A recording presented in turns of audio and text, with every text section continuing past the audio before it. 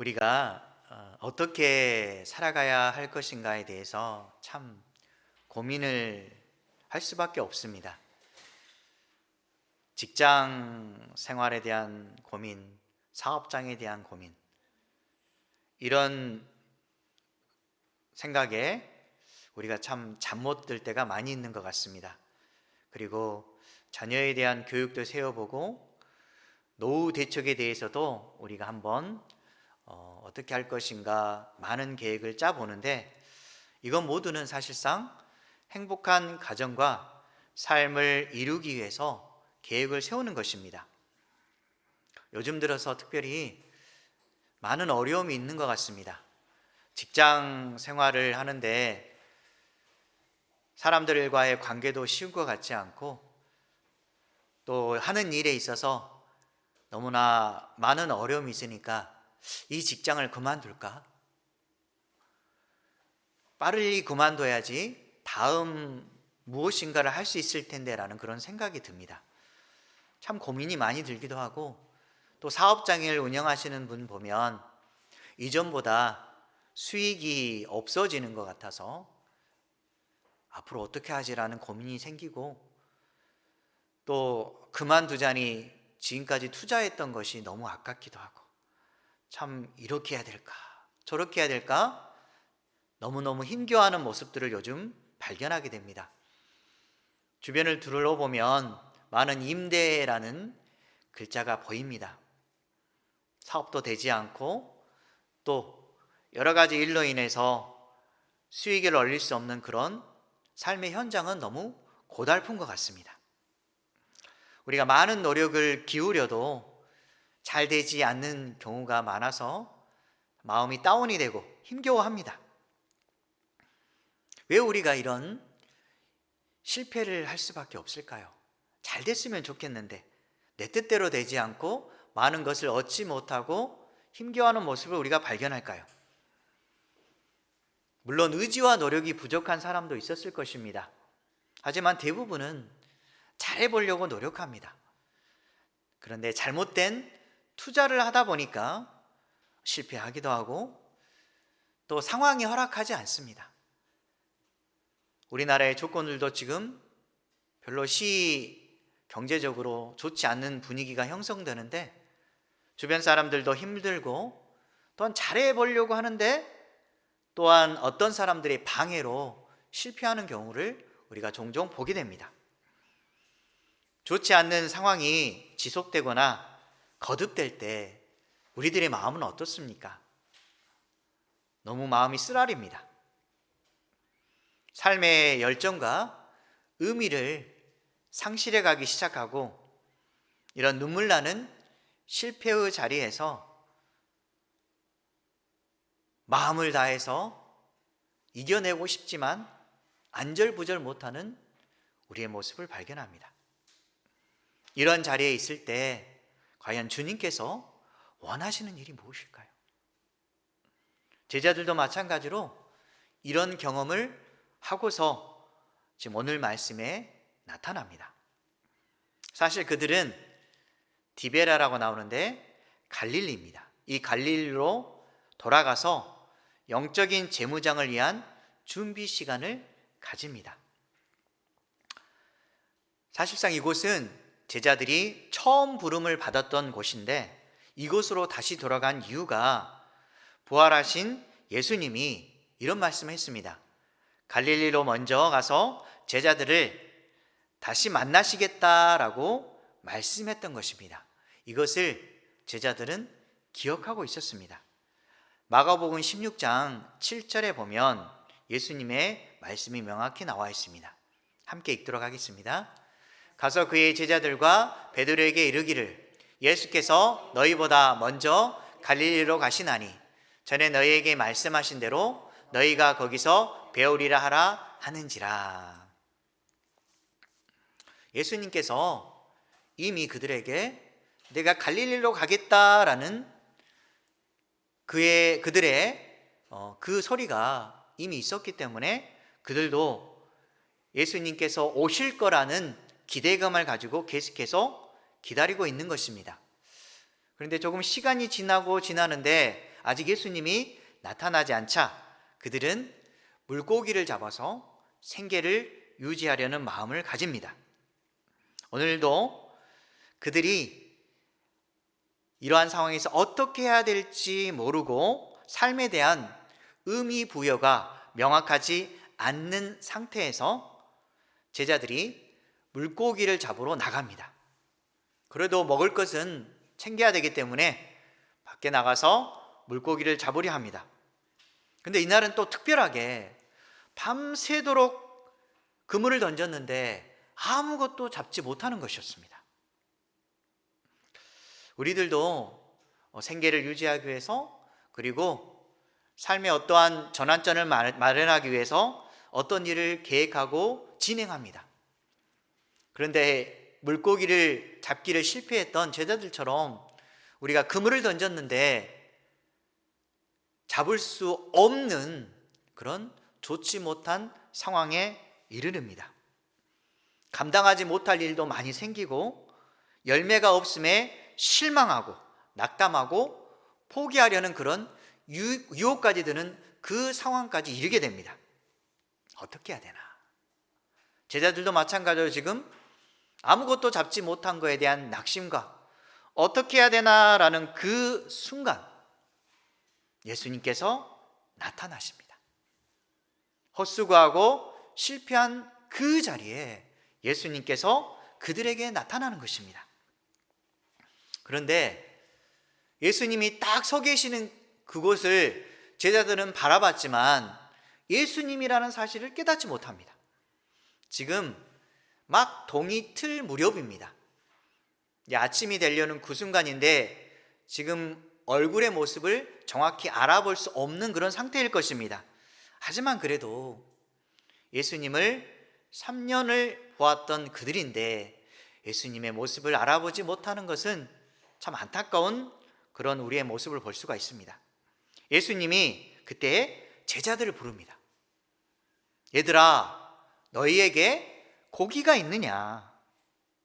그러면서 하시는 말씀이 그물을 배 오른편에 던지라. 그리하면 잡히리라 라고 말씀합니다.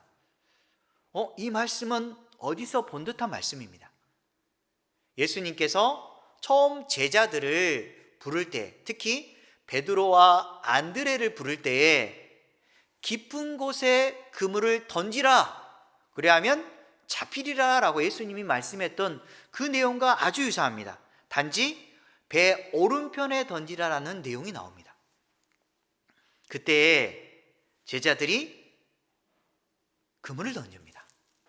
참 예수님은 어찌 보면 재미있으신 분이시기도 하는 것 같습니다. 좋은 어장까지 가르쳐 주시고 그물을 던지게 하십니다. 사실상 예수님은 제자를 만나는데 다른 마음을 품고 계십니다. 그것은 조금 이따 나눠보도록 하겠습니다. 주님은 우리가 겪고 있는 문제에 대해서 제자들처럼 직접 개입하십니다. 제자들이 아무리 그물을 던져도 물고기를 잡을 수 없었는데 예수님께서 직접 오셔서 어떻게 해야 될지 알려주십니다. 우리도 제자들처럼 아무것도 얻지 못한 상태, 빈 그릇과 같은 인생을 살아온 그 상태에 예수님께서 말씀하십니다. 방법을 알려주십니다. 직접 개입하기를 원하십니다. 그래서 우리가 해야 될 것은 주님의 음성에 민감해야 됩니다. 항상 우리는 생각과 마음을 주님의 음성의 주파수를 쫙 맞추고 있어야 됩니다. 세상에 내 마음을 두면 주님의 그 소리가 들리지 않습니다. 하지만 항상 준비된 자세로 주님 말씀하옵소서 내가 듣겠나이다 라는 그 자세를 취하는 순간 주님의 주파수가 맞춰주기 시작하고 내 마음속에 울림이 있습니다. 그 울림이 있을 때 주님의 마음을 조금씩 알아가기 시작하는 것입니다. 요한계시록 3장 20절에 보면 예수님이 우리에게 원하시는 것입니다. 있습니다. 함께 읽도록 하겠습니다. 볼지어다 내가 문 밖에 서서 두드리노니 누구든지 내 음성을 듣고 문을 여면 내가 그에게로 들어가 그와 더불어 먹고 그는 나와 더불어 먹으리라. 항상 예수님은 우리 일에 관여하고 싶어서 문을 두드리고 계십니다. 똑똑똑 합니다.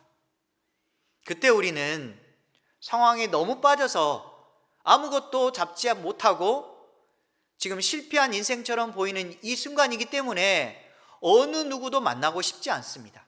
기도도 하기 싫고 찬양도 듣기 싫을 때까지 있습니다. 그런데도 예수님은 우리를 향해 문을 두드리고 계십니다. 그때에 내가 문을 열고 주님을 받아들이면 되는데 자꾸 내 마음에 상심한 마음에 찌들어 있어서 예수님의 그 두드리는 소리를 듣고 싶지 않는 것입니다. 다시 한번 여러분들 힘을 얻으시고 예수님이 그 두드리는 소리에 반응하여서 문을 여시기 바랍니다. 그때 예수님께서 찾아오셔서 우리와 더불어 먹고 또한 인생에 대해서 기쁨을 나누어 주실 것입니다. 제자들이 예수님께서 말씀하시는 그 음성을 듣고 그물을 던지는 순간 어떤 일이 일어났을까요? 물고기가 많아서 그물을 들 수 없다라고 말합니다. 우리 인생도 이렇게 바뀔 수 있습니다. 암흑기와 같은 그런 침울한 그 순간에 내 마음의 문을 열고 주님과 함께 더불어 움직이려는 그 순간 주님이 내 마음에 찾아오셔서 내 생각과 마음을 바꾸어 주는 것입니다. 자녀 때문에 잘 되지 않고 눈물이 흘리고 또 내가 하려는 일이 제대로 되지 않아서 너무너무 마음 아파했을 때 주님 나와 함께 해주시길 원합니다 라고 내 마음과 생각을 바꾸는 그 순간 주님이 찾아와 주셔서 내 형편과 처지를 아시고 나의 상황을 바꿔주시기도 하고 그것도 안 된다면 내 마음을 바꾸어 주셔서 내 마음에 위로를 주시는 것입니다. 제자들이 그러한 마음에 순종했을 때 결과는 153마리의 물고기를 수확하는 놀라운 기적을 체험하게 됩니다. 우리도 마찬가지로 안 될 것 같지만 주님은 모든 일을 행할 수 있는 능력의 하나님입니다. 그것을 믿고 저와 함께 주님을 의지하시기 바랍니다. 특별히 우리 인생의 경험과 지식에만 의존하면 넘어질 수밖에 없습니다. 사업을 구상하고 다른 일을 하려고 할 때 내 경험과 지식에 의존하여서 하는 순간 무너질 수밖에 없습니다. 하지만 그때 주님의 말씀에 의지하여서 믿음의 그물을 던진다면 우리의 인생의 기적의 역사도 체험할 수 있는 것입니다. 말씀의 힘은 무엇일까요? 우리에게 주시는 그 말씀의 힘, 그것은 우리의 길을 밝혀주는 생명과 같습니다.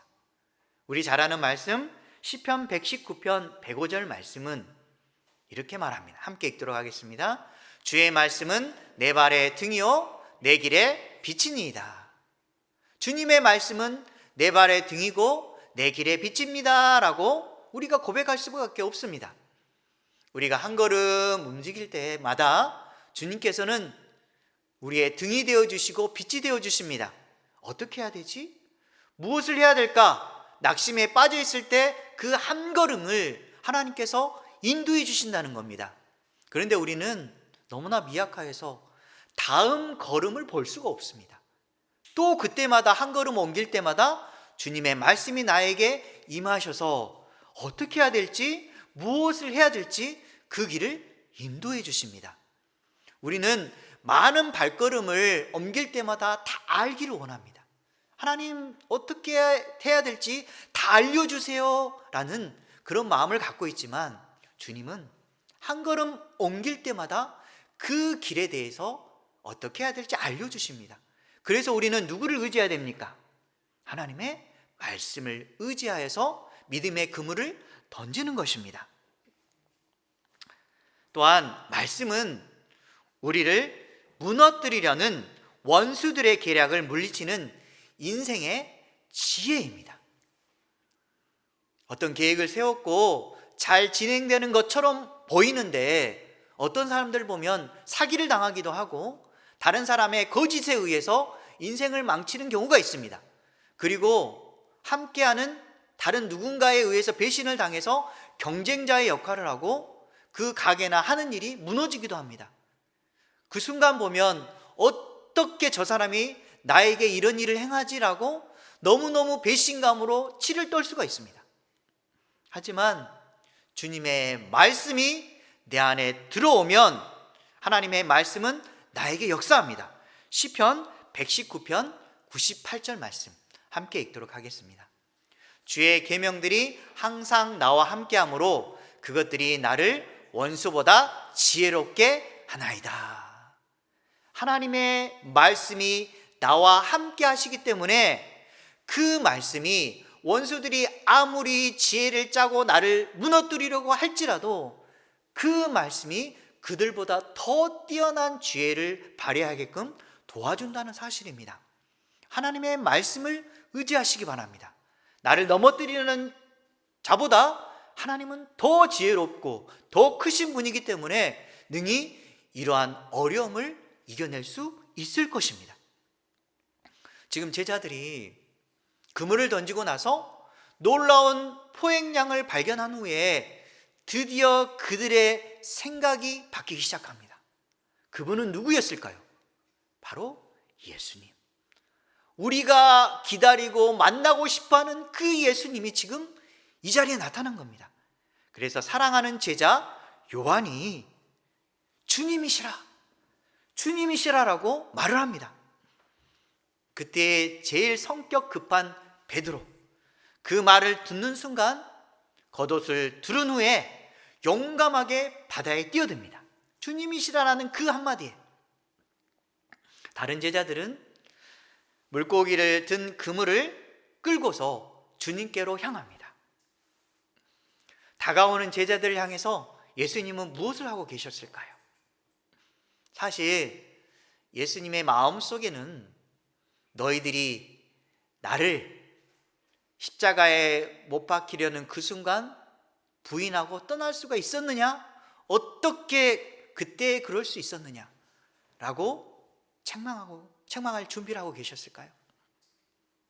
아닙니다. 주님은 사랑하는 제자들을 위해서 숯불 위에 생선을 올려놓고 그리고 떡을 준비해 놓으십니다. 그리고 예수님께서 말씀하십니다. 지금 잡은 생선을 좀 가져와라. 이렇게 말씀하십니다. 참 주님의 마음은 우리의 마음과 너무 다른 것 같습니다. 우리는 작은 일에도 어떻게 이렇게 할 수가 있냐라고 비난하고 책망하는데 주님은 그러지 않고 밤새도록 수고한 제자들을 위해서 직접 기우신 그 생선과 떡을 나누어 주십니다. 제자들의 마음은 어땠을까요? 예수님께서 십자가에 못 박혀 돌아가실 때 모든 것이 끝난 것처럼 생각하고 그들은 예수님을 떠났습니다. 사실 배신자였습니다. 그런데 예수님께서 3일 만에 다시 살아나시고 제자들에게 찾아오셨습니다. 부활의 기쁨을 그들에게 알려주셨고 부활의 기쁨을 체험한 예수님의 제자들이 다시 산 소망을 얻게 됩니다. 그리고 나서 예수님께서 말씀하신 대로 그들이 갈릴리로 가서 예수님을 기다리고 있었던 것입니다. 오직 예수님을 만나려는 그 소망을 가지고 기대하면서 살고 있었던 것입니다. 지금 그들은 주님의 일을 하기 위한 영적인 재무장을 하고 지금 준비하고 있는 상태입니다. 오직 우리에게 어떠한 가르침을 주실 그 예수님을 지금 기다리고 있고 어떻게 해야 될 것인가 그들은 주님을 통해서 계획과 또한 실천을 옮기려는 준비를 하고 있었던 것입니다. 이 생각을 알고 있는 예수님, 그분이 주님을 위해서 일생을 바칠 그 제자들을 찾아와서 힘과 위로를 주시고 계시는 것입니다. 먹을 것을 직접 나누어 주면서 그들이 앞으로 일어날 일에 대해서 알고 계시는 그 주님이 그들에게 앞으로 어떻게 해야 될 것인가 방향을 알려주시려고 하시는 것입니다. 이후에 제자들은 어떻게 됐을까요? 그들은 예수님을 이제 만난 후에 모든 인생의 것들을 다 내던집니다. 갚을 길 없는 주님의 그 사랑에 대해서 이제는 죽음도 불사한 힘을 얻게 되는 것입니다. 그리고 일평생 주님을 전하다가 자신들의 삶을 마감하고 하늘의 부르심을 받고 주님께로 갑니다. 그들이 마지막 죽었던 장면은 어땠을까요? 성경에는 나오지 않습니다. 하지만 성경 외에 교회사의 전승에 따르면 그들의 죽음에 대해서 잘 나와 있습니다. 베드로는 주님처럼 죽을 수 없다라고, 나는 그럴 만한 자격이 없다고 하면서 십자가에 거꾸로 매달려 죽습니다. 그리고 안드레는 그리스에서 X자 모양으로 십자가에 매달려 죽습니다. 최초의 순교자 야고보는 헤롯 아그리빠에게 잡혀서 참수당합니다. 물론 요한은 유일하게 나이가 들어서 자연사합니다. 반모섬에서 요한계시록을 쓴 후에 그의 인생을 나중에 마감합니다. 빌립은 어땠을까요? 터키에서, 여러분 지금 튀르키예라고 하는데 이곳에서 돌에 맞아서 순교합니다. 그리고 바돌로메는 아르메니아에서 산채로 가족이 벗겨진 채로 참수됩니다. 도마는 창에 찔려서 순교하고, 그리고 마태는 칼에 맞아서 순교하고, 야고보는 돌에 맞고 십자가에 못 박힙니다. 그리고 시몬은 톱으로 절단되어서 죽음을 맞이합니다. 마지막 다데오는 도끼에 맞아서 순교합니다. 그들의 마지막 장면은 어땠을까요? 십자가에 못 박히면서, 도끼로 절단되면서, 그리고 많은 그런 어려운 그 순간에 그들은 아마도 예수님을 생각했을 것입니다. 맞아. 예수님이 처음 우리를 부르실 때 사실 우리는 낮고 천한 자에 불과했어. 어부에 불과했어. 다른 일을 하지 않고 정말 주님을 위해서 살아가야 됐는데 아무것도 아닌 존재였어. 그런데 예수님을 만난 후에 내 인생이 변했어. 주님 따라 살면서 예수님께서 하신 일을 보았는데 죽은 자도 살리시고 병든 자도 살리시고 인생의 고통을 당하는 자에게 예수님께서 복음을 전하셨어. 그리고 예수님이 죽기 전 예수님의 피와 살을 함께 나누기도 했고, 그리고 사실상 우리가 예수님이 못 박히실 때 배신자처럼 도망갔어. 그런데 예수님께서 이런 불쌍한 영혼에 다시 찾아와 주셔서 부활 때 다시 만나 주시고 우리에게 기쁨을 전해 주셨어. 그리고 우리가 영적인 재무장을 하는 그 순간에 우리에게 떡을 구워 주시고 생선을 구워 주셔서 우리를 위로해 주셨어. 그 예수님을 내가 어떻게 부인할 수 있겠어? 나는 이 마지막 이 순간이 너무너무 주님께 기쁨을 드릴 수 있는 최고의 순간이야 라고 그들은 아마 고백했을 것입니다. 천부여 의지없어서 손들고 옵니다. 그들은 마무리를 주님을 향해서 내던졌던 인생이었습니다. 여러분은 어떻게 살겠습니까? 나중에 주님 앞에 섰을 때 너는 너 자신만을 위해서 살았잖아 라고 말을 듣는다면 얼마나 우리는 부끄러운 구원을 받는 사람이겠습니까? 남은 여생 주님을 위해서 살겠습니다 라고 다짐하면 우리가 이 땅을 살아갈 때 주님께서 우리에게 많은 좋은 것들을 허락해 주실 것입니다. 요한복음 14장 27절 말씀 보면 함께 읽도록 하겠습니다. 평안을 너희에게 끼치노니 곧 나의 평안을 너희에게 주노라. 내가 너희에게 주는 것은 세상이 주는 것과 같지 아니하니라. 너희는 마음에 근심하지도 말고 두려워하지도 말라. 주님은 우리에게 삶 속에서 평안을 주시기를 원합니다. 많은 죄와 힘겨움으로 인해서 너무너무 힘겨워할 때 주님은 우리를 책망하지 않고 오히려 우리에게 평안을 주시기를 원하고 산 소망을 우리에게 주시는 것을 원하십니다. 눈물의 자리에 찾아와 주셔서 위로와 평안을 주시는 주님을 늘 기억하고 의지하며 사시기 바랍니다. 우리가 만난 예수님은 기쁨의 인생에도 찾아오셔서 함께 웃어주시고 기뻐하십니다. 그리고 실패한 그 자리에도 우리에게 찾아와 주셔서 함께 눈물을 흘려주시고 또한 필요한 것들을 베풀어 주시며 위로와 격려를 해주시는 분이십니다. 긍휼을 베푸시는 주님의 깊은 마음을 느끼고 다시 회복의 인생을 사시기 바랍니다. 말씀을 정리하도록 하겠습니다. 실패와 좌절을 맛보면 자존감이 떨어집니다. 또한 열정은 식어져 가고 삶을 살아갈 이유와 힘을 상실하게 됩니다. 이때 우리는 삶을 다시 회복할 힘을 간절히 소망하게 됩니다. 주님은 우리의 고통과 절망에 빠져 있을 때 그냥 내버려 두지 않습니다. 이러한 상황 속에서 우리를 향한 분명한 계획이 있습니다. 믿음의 귀로 주님의 음성에 반응하며 또한 마음의 문을 여시기 바랍니다. 눈물의 자리에 찾아와 주셔서 우리에게 위로와 평안을 주시는 그 주님을 기억하고 바라보시기 바랍니다.